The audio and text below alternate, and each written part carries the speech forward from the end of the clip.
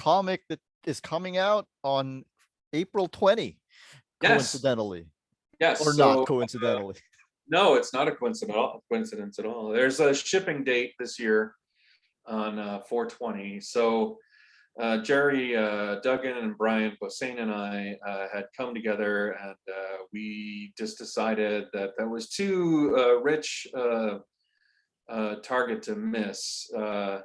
So we around, like, I want to say Thanksgiving or Christmas, we sort of came together with the idea. We threw a whole bunch of ideas together, and then I drew it in about 2 months. And it's really exciting. I think it's a great book. I'm really happy with it.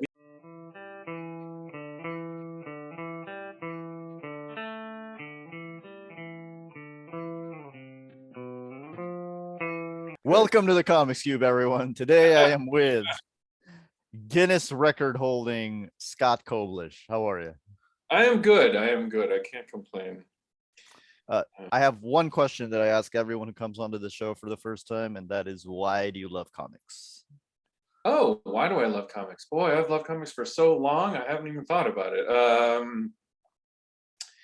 I love comics for the same reason that I love movies and TV and stories in general.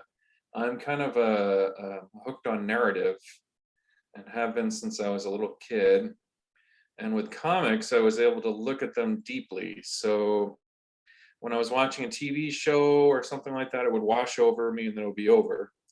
As I'm old, so I don't really have that experience where I could rewind the show or anything like that. So, and then comics had the advantage that, like, books did. Like, if I didn't quite catch something, I could look back at it.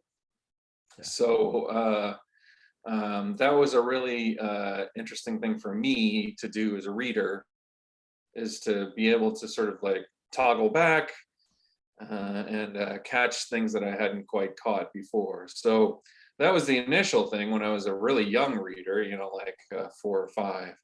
And then just the concepts and stories were just endlessly fascinating to me. I thought that there were things that I was learning about life and the world that I learned through comics first. I remember all of Roy Thomas's Invaders and All-Star Squadron. Like, those things were how I learned about World War II.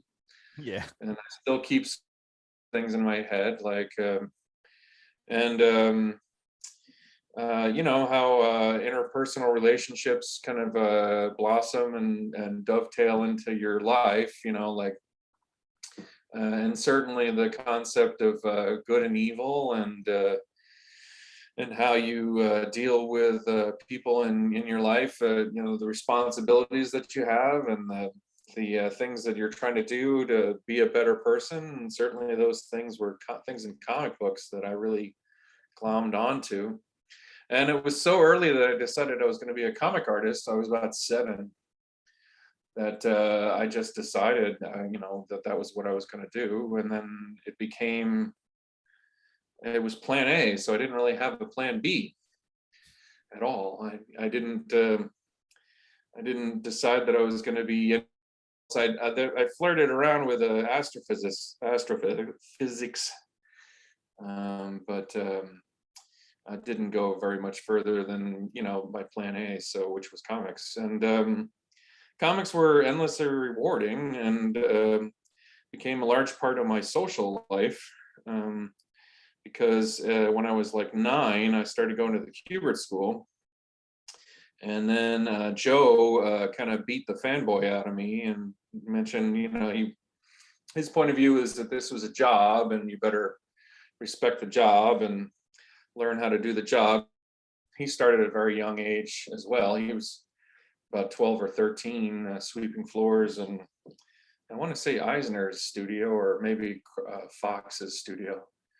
But at any rate, like, Joe understood the value of starting early, and he just really drove it into my head that this is a job, and that you're going to take it seriously. And then I did. worked really hard throughout my life and managed to make it here. So, but for me, like, yeah, initially comics were just a enjoyable fantasy read, and that had a lot of stuff that applied to my life and how I thought about things, and still do. I read comics and stories and things like that, and really enjoy the things that I read are things that I think about all day long if I've read a comic, and then I apply it to the things that are in my life. So, Yeah, I learned so much about American pop culture history just from reading old Archie comics. I'll bet. Yeah, Yeah. absolutely. Yeah. Yeah, I Uh, learned about the 50s too from Archie. Wasn't there during the 50s, but Archie was.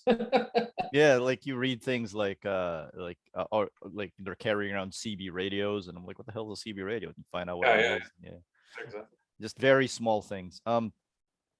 Is there a specific comic that made you realize you want to make comics? Like a specific thing, Specific one. or a Well, specific artist, or a specific artist.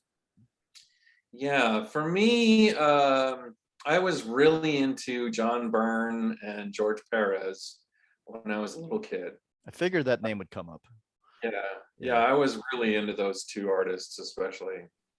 And it's interesting that both of them became writers because I thought the strength of their work that I really keyed into was a strong sense of narrative and plot that was missing from some of the other artists whom I don't know if there was their strengths or if it was something that they kind of glossed over or they sort of structured their work in different ways. But for me, those two artists, especially, just had a really strong sense of story that I really keyed into. So, like, there was a lot of dense material.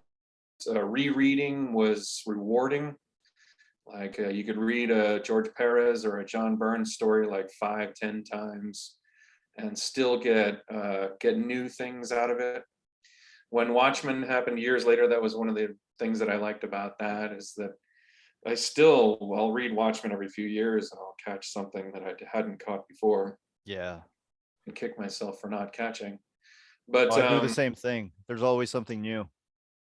there's always something new. Yeah, I really unlike every page. So for that stuff, I really I keyed into those artists, and like I said, I was going to the school with Joe Kubert. He was teaching the classes, so I was excited about those artists. And then Joe kind of took me aside and was like, "Well, these are the artists that you should be paying attention to."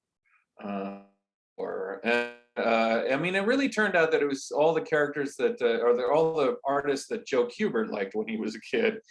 So, but it happened to be that there were tremendously talented illustrators. So guys like Alex Raymond or, the guy Captain Easy, things like that, that like really Milton Caniff, like things like that, that really kind of keyed me into artists and writers that were previous. So my worldview kind of opened up past those artists a lot quicker than I think it would have, if ever.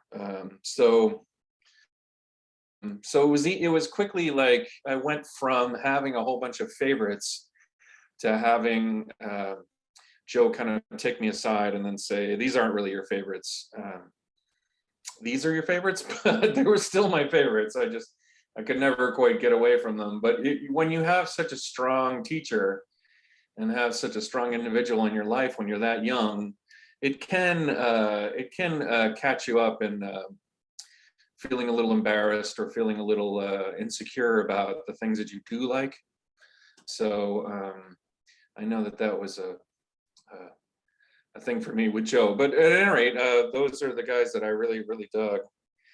So when I was reading comics, it was more a series of stories rather than a particular comic in particular. So like if I caught like a couple issues of something that George did or a couple issues of something that John did, the reward of that was more that you were reading a story that you liked, rather than just seeing a single issue that you liked, you know.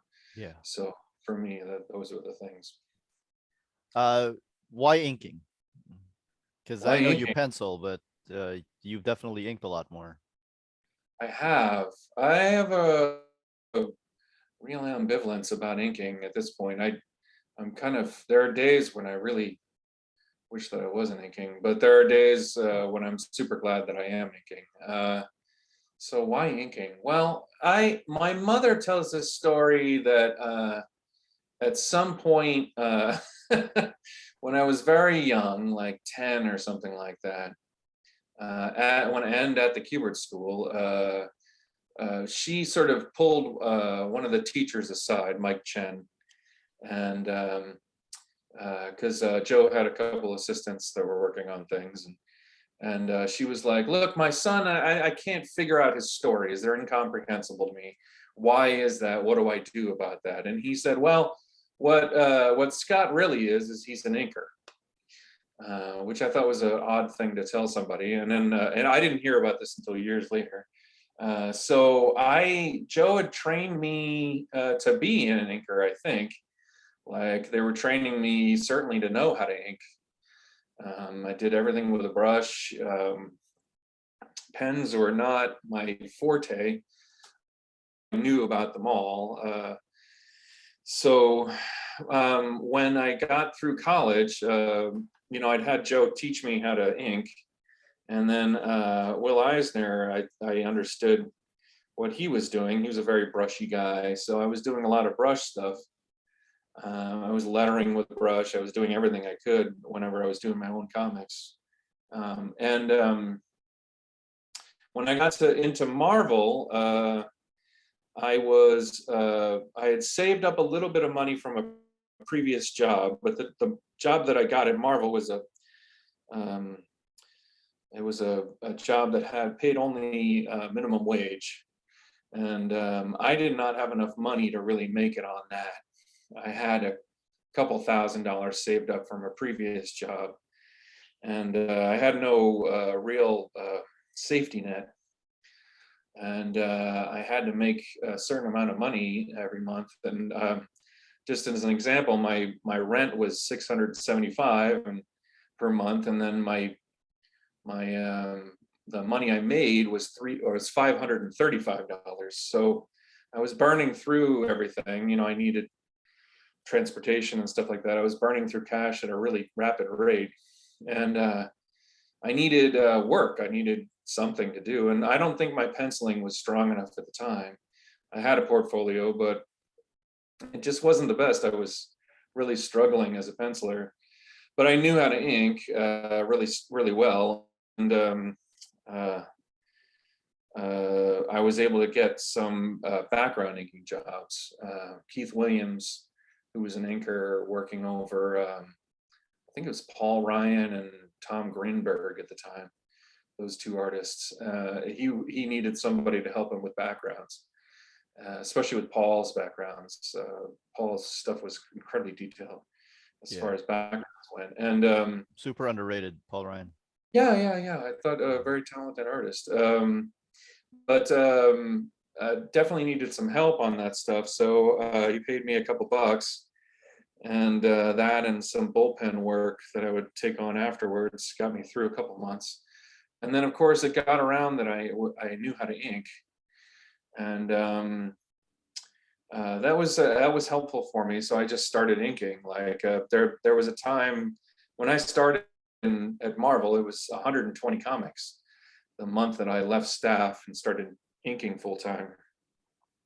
So there was an all hands on deck kind of attitude, which I benefited from because I was able to ink. I didn't ever think that I was that strong an inker. I was very flexible. I knew a number of different styles when it came to inking. I knew I could ink in the for want of a better, the Tim Townsend. I could ink, kind of like Al Milgrom a little bit. He would Yeah. do the same thing. He was very flexible. I could kind of do a little bit of Klaus Janson. I could kind of do a little bit of Al Williamson. So when those inkers would blow a deadline or something would happen where they needed me, I would just jump in. And I was incredibly flexible and very good at the job. But I was not satisfied as far as my career went. I was happy and I wanted to be in comics, like just desperately wanted to be in comics. So I took the hits as far as a career went just to be in the industry. And it enabled me to give me time to get better as a penciler. I learned from pretty much every penciler that I ever worked over. I learned how they paced things. I learned how they drew everything. I learned how they would sort of tell a story. And then even when folks like I would work over George Perez, like I made sure that I would watch over George's work pretty closely, which was interesting because at the time that I worked over him, it was mostly plot, and George would just he would send a file in, pencil image to the editor, and then he would have a whole bunch of notes. He would say, well, this is what's happening in this panel, and this is what's happening in this panel.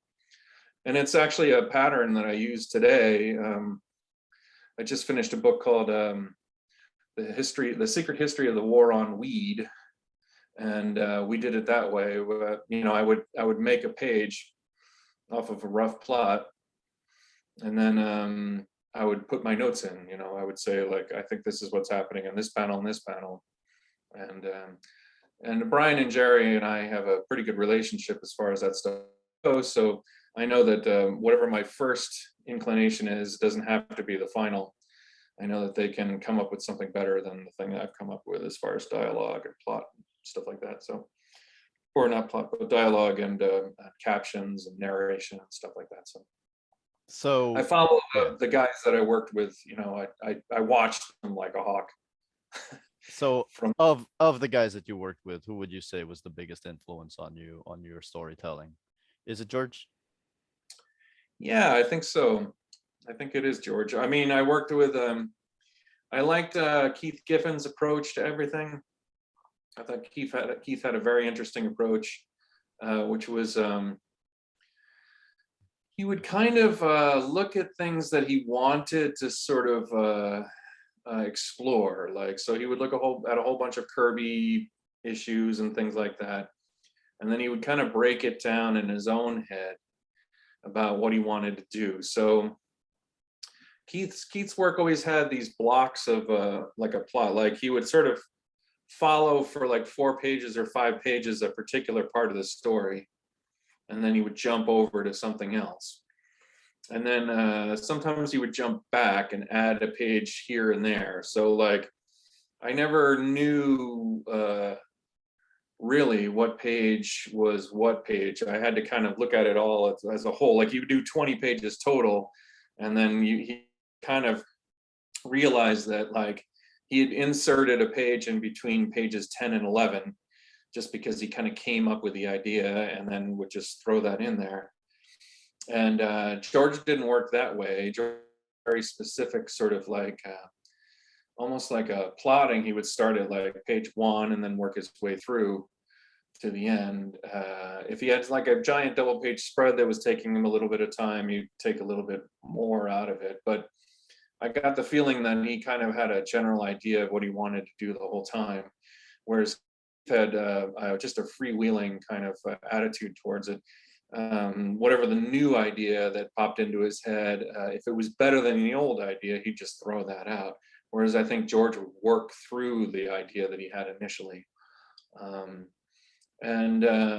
Yeah, it's been interesting to see how everybody approaches things. Certainly as far as how I approach things, yeah, George would be the biggest. George gives me the freedom, I think, to explore a little bit more narratively within the page, and also design-wise within the structure of the page. Keith gives me that ability to erase the thing that I've drawn. and then just put something else in there instead. So, which I don't think George really had. I think George would plot out like he'd design a page, it would have a giant circle and then like a whole bunch of things around it. I never got the sense that George veered off of his layout, his initial layout. Whereas Keith would you'd get an extra page somewhere in there. And now, some page would vanish from later on in the plot, so. It seems to me like George, from the way you describe it, it seems to me like George knew pretty much exactly what he wanted to get on the page right before he even starts it, and Keith was more open to improvising. That's my observation of the two of them. Okay. But I also did see them towards the end of their careers, so.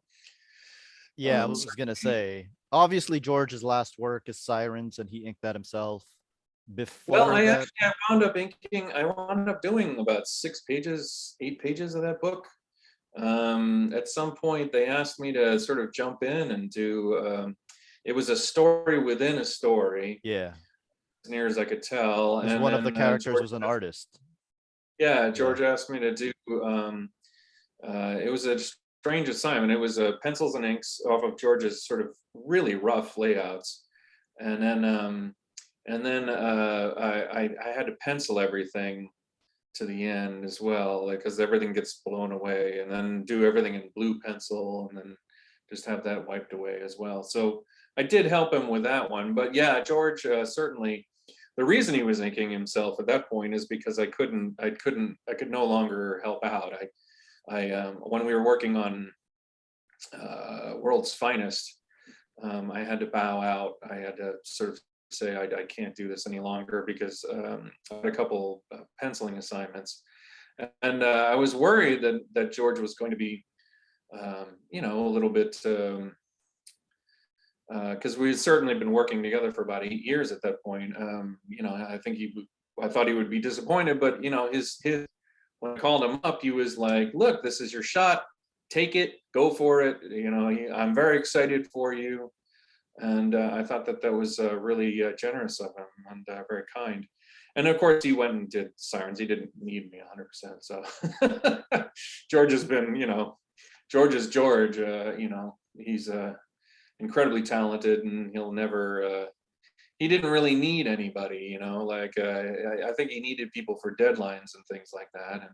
And I certainly tried to be like a second set of eyes, like if I would add things here and there and tighten things up, but he certainly had it all down, especially by that point. But so it's not like I could sort of say that I brought anything to the table that I don't think anybody else wouldn't bring to the table. But I was happy to bring 100% into everything that I did with him, just because I was such a big fan of his work. So if I saw like a spot that I could tell he sort of needed to get it out before the FedEx came, like I would just tighten it up, fix it, put it together. It happened very infrequently that I'd have to do something like that, but I really enjoyed doing it each time out. And then, I would just add little things here and there, especially on Legion of Three Worlds. I did. I just would add little things. I loved Interlac. I just thought that was such a great language. It was so fun. So even if it's just English with a different set of characters. Yeah, it is. Yeah, basically. Yeah, it is. Yeah, although the set of characters are pretty interesting. I thought, especially E was a very interesting one. But I really enjoyed like just throwing things in, like the Bismol stock market is doing this, is tanking or whatever was happening, things like that. So I actually zoomed in right on that one, because I was like, I would like to see that story. What the hell would the Bismol stock market even consist of?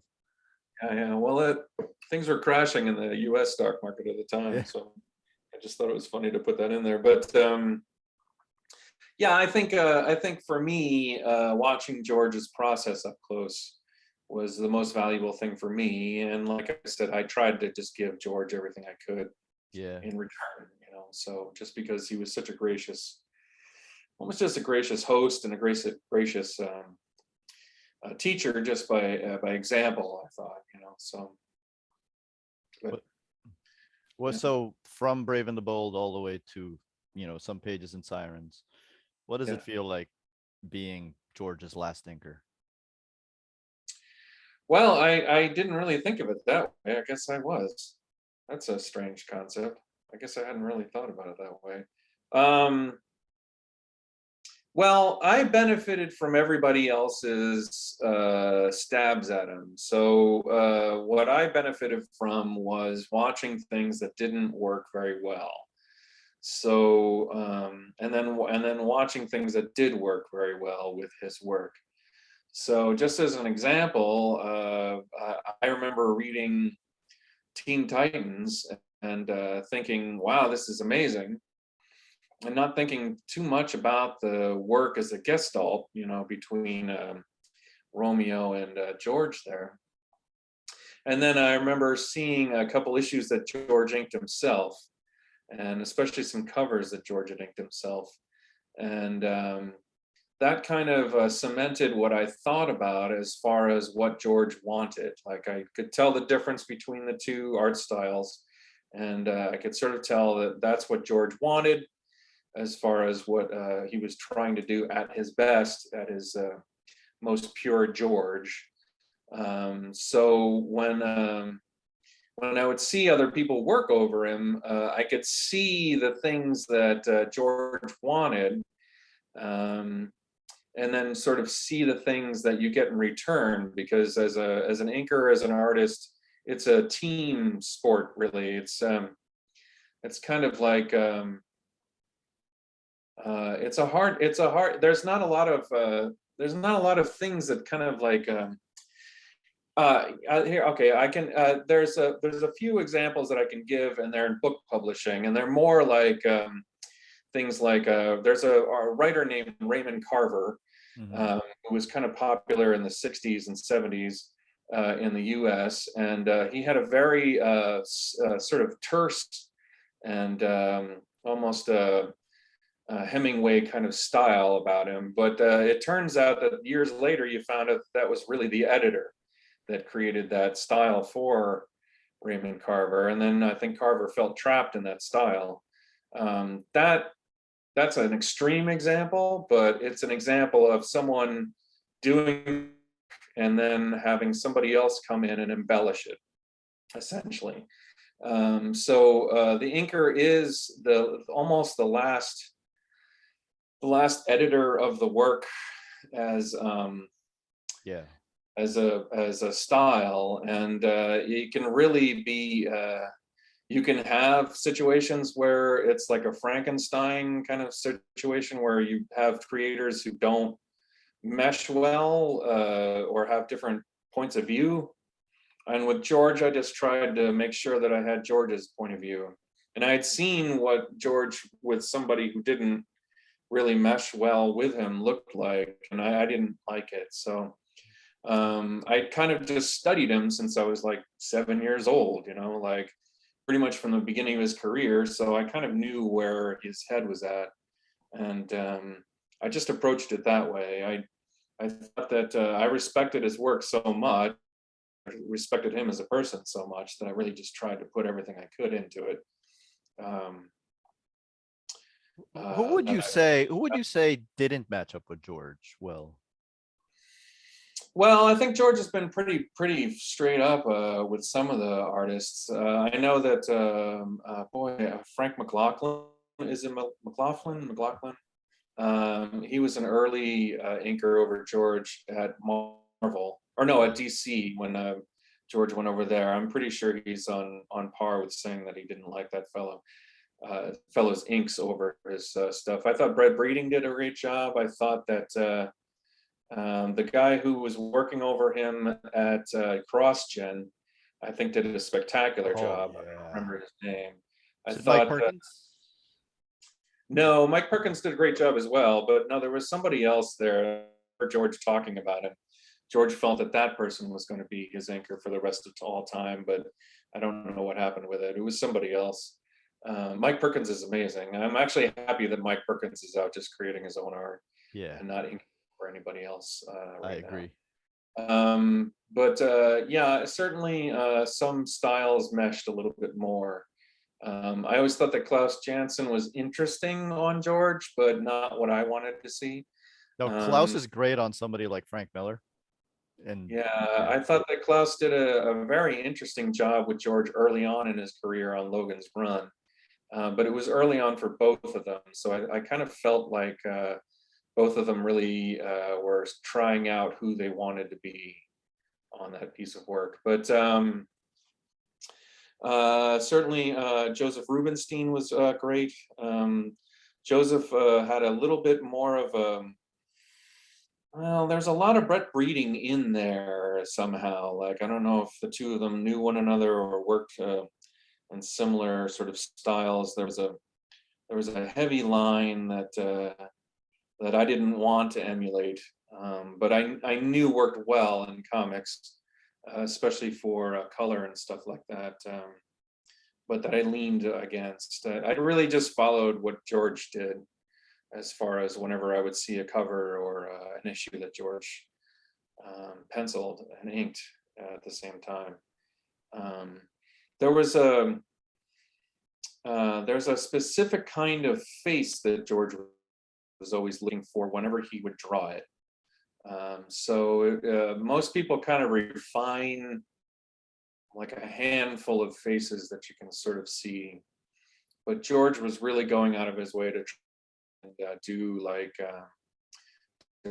shapes and different facial sort of shapes and different things like things that I noticed early were when he was on Teen Titans, and you could see the way that Raven changed from his just generic face to something specific. Like it moved away from the Donna Troy kind of yeah, face that he sort of started out at and kept Donna at as almost like a middle ground. Well, Donna was the middle ground. But when I saw the Flash reboot back in 1986 or 87, that Flash had a square jaw. The artist who was working on him just put him back in the heroic kind of Steve Canyon way of drawing people, the Alex Raymond way of drawing Flash Gordon. Like it was interesting to me to see that, and it made me feel that I didn't know the character any longer, because I'd gotten so used to seeing that particular character with the George depicting him, with all of his moods and ticks and things like that. That when I saw the book, the character move into another book, it was really jarring to me.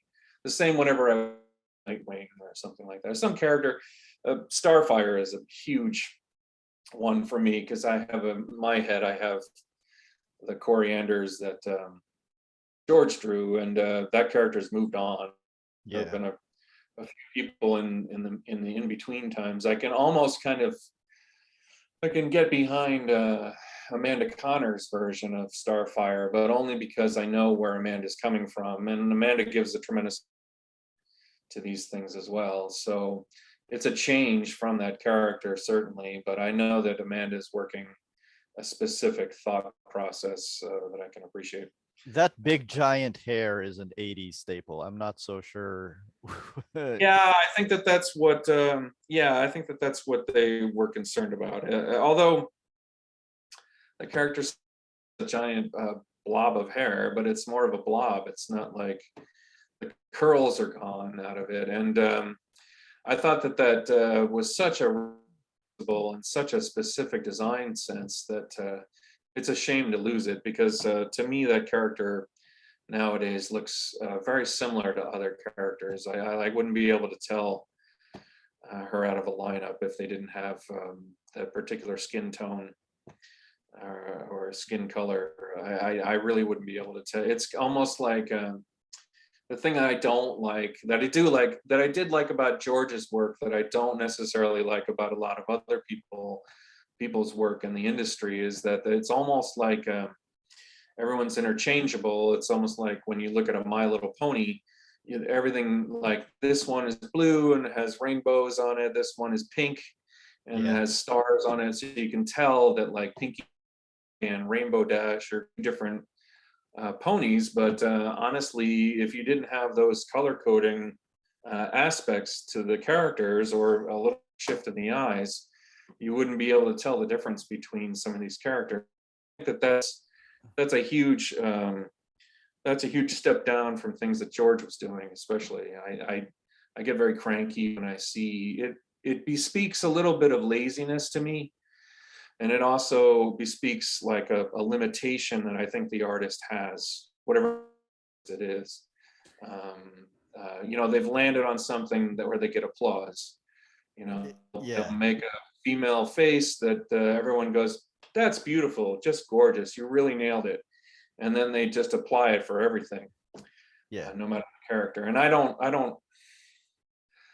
like that, but again, I'm swimming upstream on that one. I think that most people are looking for that reaction when they draw a female figure or draw a male figure that everyone goes, "Oh, you nailed it. That's exactly the Punisher," or "That's exactly this character."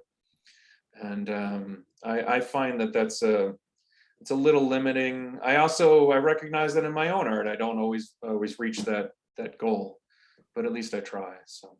That's one of the things about George's art that always astounded me, is that everybody looks different. There's a world of difference between, a George Perez Justice League versus a Mike Sikowski Justice League. It's Yes, just, absolutely. Yeah, the DNA is there. So like characters like the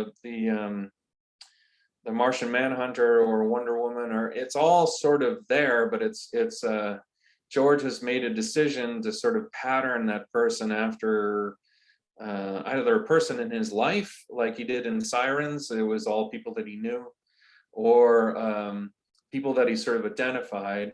I remember reading an interview where he said that he figured Thor out because he had seen a particular weightlifter that he sort of identified that character with. On Legion of Three Worlds, it was especially difficult, and I actually thought that yeah. was a really interesting aspect of what he was doing. Not only had he come up with different facial features and body shapes For the for same character. for Yeah. he changed them if they were from a different world. So like all the Lightning Lads together were especially noticeable. Everyone had a different facial structure. All the Brainiacs, all the The Cosmic Brainiacs, Boys. Yeah. yeah, everybody had a different feature. So it was just a masterclass in like where he reached, I think, a peak at that point about like how these characters were built. Because not only, yeah, he had a huge cast. The Legion is over 35 characters just generally, and then to add the two different teams or three different teams, and then to add in characters that frankly I didn't really know very much about, like the Censor Girl of one of those legions is like a snake creature, which I thought was fascinating. But You had a whole double page spread where it was just obscure Legionnaires. yeah, there was that one was really interesting to me. That's one of my least favorite ones of the thing, just because I didn't really feel that it had the structure of everything. And I think I was working off of layouts at that point, and I didn't feel that I gave it what it needed. I tried, but I felt that Oh, I thought it was just beautiful. oh, okay, great. Yeah. So, As long as everybody loved it, that's fine. I'll kick myself about certain things, and everyone else will look at it and go like, "No, that's perfectly fine. You did a great job." so on a scale of 1 to 10, how exhausting is George to ink? Oh, George is incredibly easy to ink. For me, he was like a 2. Like a Really? 10 being the hardest, a 2 being the easiest. George's work was everything was there. Everything was even when it was just layouts, everything was there. Like, he would just sort of all I would add is like a typewriter or a some pattern on the floor or something like that, which is nothing to me. But yeah, everything would be there. So I never really like felt like it was a chore. I would get a page in the morning. I would plop myself down at my desk, and then I'd look up about like 8 hours later, and I'd be done with that page and a half, or maybe 2 pages or something like that. Like it time flew past.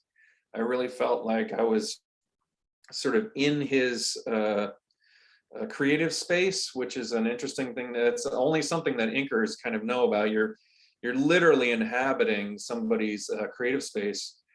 I mean, sometimes I could tell if a penciler was left-handed or right-handed just because when I was inking or working over them, I'd realize that the strokes that I'm doing are counter to everything. Like I'd realize that, the entire time I've been inking this page, I've been inking it upside down. And especially for those guys, then I would sit there and go like, is this person left-handed? And then I would find out or left-handed. But like, so you're just really in this person's creative space, and almost like your hand is doing similar things to what their hands are doing.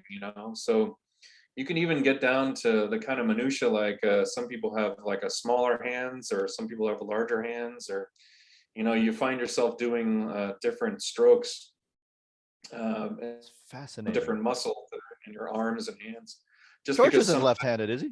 No. no, I think Okay. it's righty. And his hands are pretty big. Last time I saw him, but I didn't measure them against mine. So at any rate, like yeah, you just sort of sit in somebody's space the entire time, and I would just lose time. Like I said, 8 hours would pass pleasantly, and I would just be done. Is it the end of easier it. to control a brush if your hand is bigger or smaller? Well, it depends on what you want to do with the brush. So if I was just it's funny that you mentioned brushes. I was just listening to this little YouTube tutorial or something that Neil Adams was doing with a whole bunch of kids, and he was lecturing them on how to hold the brush correctly. And I realized that I had not been doing that. I modified it when I was inking the thing that I was working on yesterday, and it's a difficult modification. So it depends. So the thing is when you're working with any medium, whether brush or pencil or ink, or like a quill pen or just a regular ballpoint pen, most people are they're only using like a particular set of joints. So you can use the joint that's in between here and here. You can use this amount of pressure and skill. You can use this. You can use this. You can use this. You can use this, like the entire hand. You can use from the tip here to there here. You can use from the tip here to your shoulder, and those are all the different. Those are all the different arcs that you're trying to make. So like, so let's say like you're drawing something that's straight. You want to be able to do it from your shoulder. So you're doing as straight a line as you possibly can just by moving that joint. If you're doing like a curve, you're pulling across that way. But of course, if you're doing small, tiny lines, you're just doing that sort of stuff. So it's not a measure of control so much as the choices that you're making to make those lines. So like if you have a small hand or a small body or whatever, or a large body or something like that, you can adjust. And certainly with comic books pages, that's 11 by 17 at its largest. I think the live area is like 15 and 3/4 by 10 and something. So honestly, you're never really like pulling all the way across, but especially for comics, it's not necessary to be a certain size person or anything like that. So, but it is something that you can think about, as far as when you're approaching someone's work. Everybody comes at it from a different angle. Like some people's influences are far and wide. You'll get people who they're looking at 50s illustration. You get people who are looking at manga from Japan from the 1970s. You're looking at people that are pulling illustrative work over in France. Like everyone's got a different kind of point of view. And to me, it's really interesting. I can recognize I can recognize like at least 4 or 5 different styles within pretty much everybody. But it's fascinating to see how they mix and match. And then also, you've also got the advantage or disadvantage of all those styles and all those decisions that other artists have made coming through your work process. So certainly the mistakes that we make are, I remember someone telling me the mistakes that we make are the style that we wind up drawing in, because you're trying to imitate other people or other things, like you're trying to draw a chair or a lamp or something like that, or draw a chair or a lamp the way that Joe Kubert would draw it.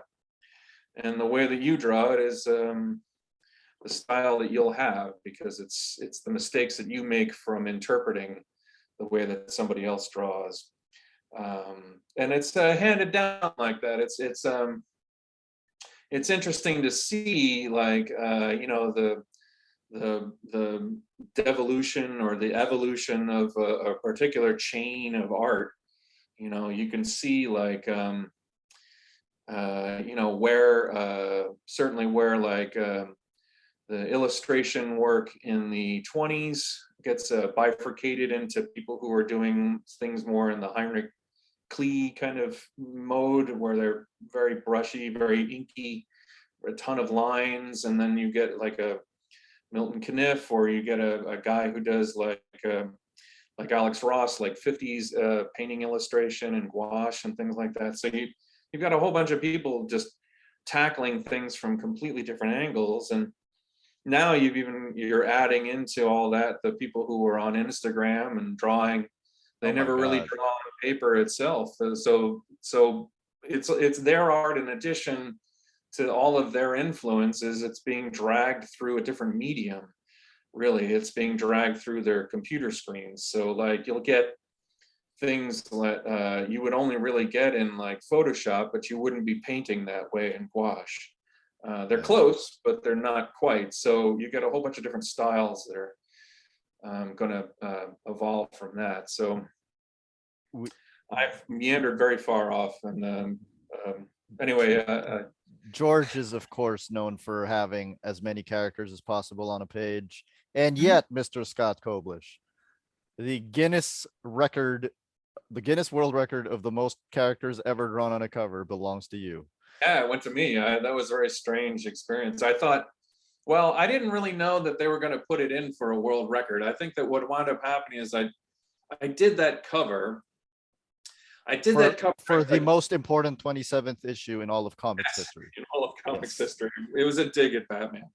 But, or other comics that had 27. I can tell you that, honestly, like, there aren't a lot of important things that happen on issue 27. So it's us or Batman, and my money is us. But Batman isn't in the Guinness Book of World Records. Batman isn't in the Guinness Book of World. That's exactly. Oh, so I didn't know that they were going to put it in there for that. I just did the cover that I wanted to do. I pushed for it. It took me 10 days to do it. My editor did not want me to do it.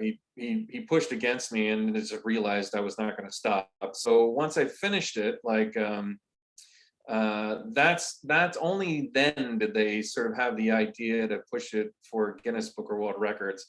What I found out later is that they had checked against one of George's covers, which was the JLA Avengers 3 cover. Yeah. That had 197 characters on it, and I think at that point they felt kind of free to push for, because mine was 232, and they felt pretty comfortable to push for the Guinness. There is a cover that George did with Alex Ross that's a 500 characters. Crisis. But that's over like a gate kind of thing. It's like six issues or six. It's I mean, it was made for a poster first, I think. Yeah, it's a Crisis on Infinite Earths or something like that. So that meet the criteria, I guess. But it's okay. At any rate, everyone's always welcome to try and beat me, but very few people step up to the plate. So it seems like a lot of work. It was a lot of work. It took me about 10 days, and then of course I tried to beat it. I did a Deadpool 300 issue where I did 300 Deadpools. I lost count. It's very difficult to sort of count across. I lost count. I thought I had like, it was like 289 or something like that. So I was like, all right, I have to put 11 more in here. So I put 11 more in, but I had miscounted, I think, somewhere along the lines. And they had like an assistant editor count it, and it was like 302. So I went over a little bit. They were like, should we take out a few? And I was like, no, it's better to have 302 in there rather than 299, because I know that someone would try and catch me on 299. There is an invisible Deadpool in there because that's canon. Deadpool was invisible for something. So there really is 303, but I also knew if I did 299 and then told everybody that there's an invisible Deadpool in there, that I'd catch helly hell for that. So I was like, all right, it's in there, you just can't see it. So Can you tell me more about yeah, I know we're running out of time, so can we wrap this up with you telling me more about this comic that is coming out on April 20, yes, coincidentally, yes. or So not coincidentally?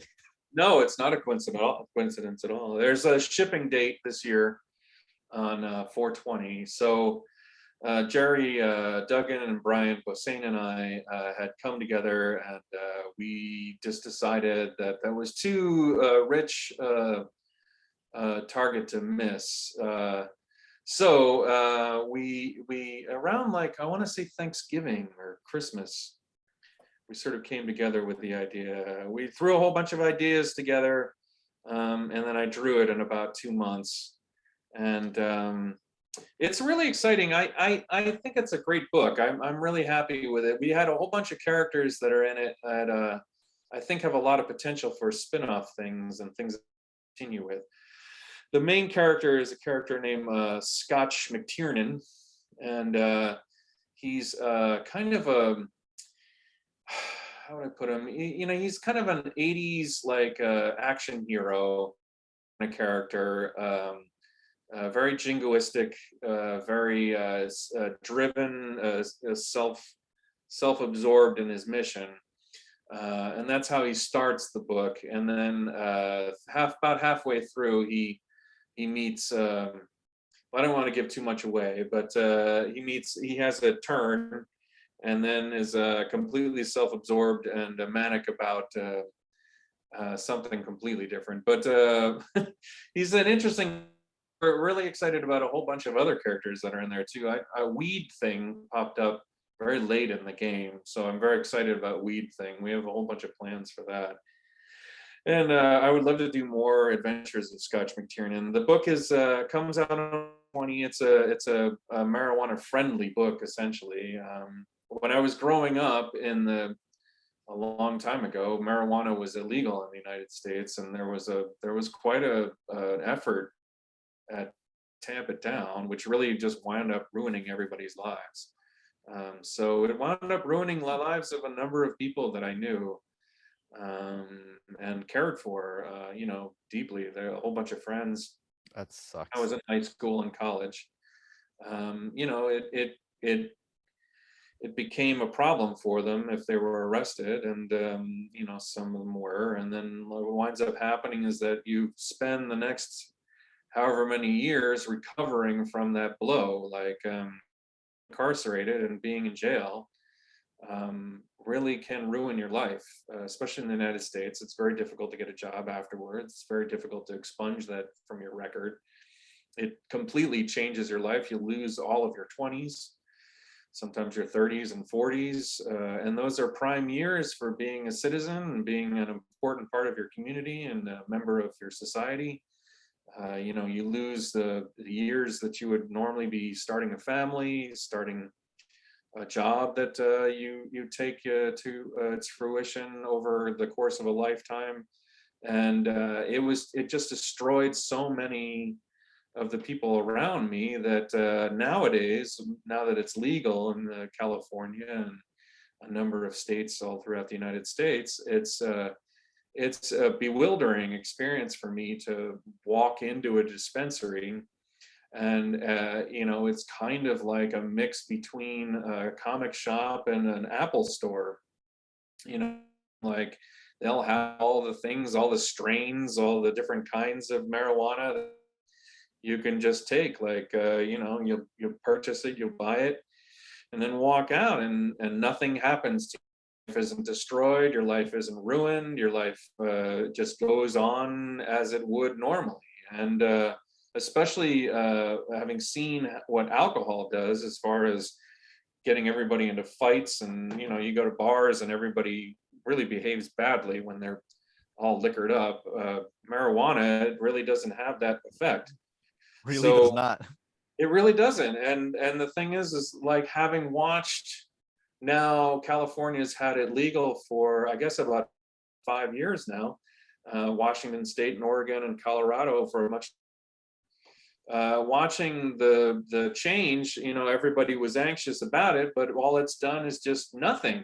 Nothing's happened that's been horrible. And then you realize, my God, all the things that my friends and I went through, for decades. What was that about? Like, why did that even have to happen? Like, why did my friends have to go through that? Why did a friend of mine, he was on track, his brother's a biochemist, he was going to head in the same direction, he wound up getting arrested when he was 20, and then spent the next decade in jail, came out incredibly angry, can't hold a job. Like, last I saw, he was working at a Walmart, but that's only because he was arrested and his brother wasn't. And like, to have that kind of loss as a culture, as a society, it's just not tolerable. Like, so I got kind of angry about it. And when it came time to do a project about it, about marijuana, that was the first thing that sort of popped into my mind, is just how much of a social experiment this was, and how ruinous it was to everybody. So it's a much more lighthearted book, certainly in the end, because Jerry is very funny, and Brian is very funny, and I can be funny at times. But what wound up happening is that there's an underpinning of that loss, and there's an underpinning of that. We make fun of that time period and the thought process that went into creating those laws, certainly, because the book is a period piece back in the 80s. But there's a big punch at the end that we tried for, to really drive it home that this was pointless and destroyed people's lives. And actually, part of the process that we're doing for this book is that we are donating some of the proceeds, like whatever are out of our profits and stuff like that, to some of the charities that give towards people either expunging their sentences or helping out in the community against marijuana offenses. There's still a number of states where it's illegal.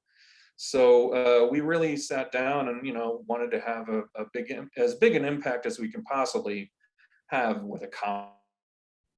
And of course, because Brian and Jerry and I worked on Deadpool, like, a lot of that sensibility does pop through. There's a ridiculous, wherever anything could be funny or ridiculous or entertaining, like, we jumped at it, making sure that, like, we pulled the entertaining part in and left a little bit of the anger that I had exhibited just a minute ago. Yeah, I feel like that. I Story, feel like that was the whole thing. Like, the whole thing was Yeah. ridiculous to begin with. So Mhm. Yeah. So for me, like, that's the underlying motivation for me. But what wound up happening in the end is that I think we've got something very entertaining. I think we've got something a lot of fun. But at any rate, the book comes out on 4/20, and we're going to do a couple signings and do a couple things around here and there. And I'm really excited about the book. It's my first time doing a book that's an independent project. It's through Image. So I get to dip my toe in that way, and get to see how that sort of world works. That's a little frightening. I've relied on Marvel and DC and companies like Heavy Metal and things like that. I've relied on you sit on their shoulders whenever they publish something. You sit on the character's shoulders like a Deadpool or an Aquaman that's been around for 80 years. You sit on their shoulders for sales, but you hope that something like this will make some impact in the world. And I think that having it out on 420 is a fun event. Yeah. You know, a lot of people will kind of resonate with that, and it is genuinely funny. I was looking at a PDF of the whole thing today all together to proofread it, and it's there. I was laughing out loud a number of times, and I helped write it, you know. So if I'm still laughing at some of the jokes, hopefully they'll survive, you know, when other people see it. So it's a fun book. It's an enjoyable book. I hope you like it. It's out on 420. The FOC date is on the 28th of March. That sort of stuff is beyond me, but Yeah. you know. So, but anyway, as a person looking for a fun comic book, you could do much worse than to pick up our book, The Secret History of the War on Weed. Like I said, there's some really fun characters in there. I'm kind of looking forward to. We have a name Weed thing that I'm really looking forward to getting out there and doing more with. So Can't wait. yeah, absolutely. That's The Secret History of the War on Weed, out on 420. This Yeah, has been yeah. great. Thank you, Scott Koblish. Absolutely. I'm sorry. I know that I meandered a bit. It's late and I've been drawing all day. Okay. So, but Thank you Thank so you. much. Absolutely. Thank you.